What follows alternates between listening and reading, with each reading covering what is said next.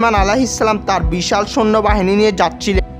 তখন একটি নারী পিঁপড়া চিৎকার করে গোত্রকে বলল, হে পিঁপড়ারা, তোমরা দ্রুত গর্তে ঢুকে পড়ো, না হলে সুলাইমানের বাহিনী তোমাদের পিষ্ট করে ফেলবে, অর্থাৎ তোমাদের পায়ের নিচে ফেলে মেরে ফেলবে। এখানে বিজ্ঞানের প্রথম মিরাকল। কুরআন এখানে বিজ্ঞানের নামালাতুন স্ত্রীবাচক শব্দ ব্যবহার করছে।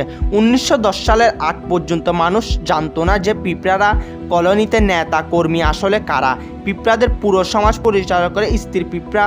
পুরুষ পিঁপড়ারা প্রজন্মের পর প্রজন্ম মারা যায়। বিজ্ঞানীরা অবাক হয়ে দেখছেন পিঁপড়ারা অত্যন্ত উন্নত যোগাযোগের ব্যবস্থা বজায় রাখে। শুধু স্পর্শ নয়, বরং ফেরোমেন নামক কেমিক্যাল ব্যবহার করে একে অপরের সাথে যোগাযোগ করার সময়। তখন সুলাইমান আলাইহিস সালাম শব্দটি শুনতে পেয়েছিল। সুবহানাল্লাহ। পিঁপড়ারা খাদ্য সঞ্চয়ের পদ্ধতি আরও বিস্ময়কর।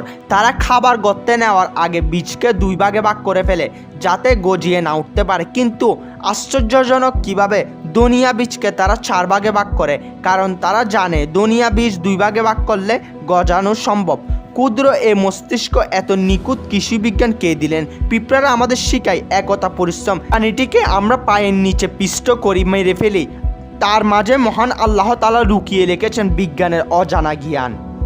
আল্লাহ তাআলা কুরআনে বলছেন, আমি অনর্থক কিছু সৃষ্টি করিনি। নাস্তিকরা প্রায় দাবি করে যে ধর্মগুলো কাল্পনিক এবং মানুষের বানানো গল্প।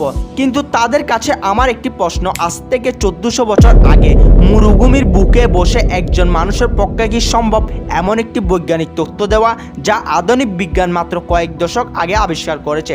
আজ আমাদের মধ্যে পিঁপড়াদের এমন এক রহস্য শোনার পর একজন কঠোর নাস্তিক দ্বিতীয়বার ভাবতে বাধ্য হবে।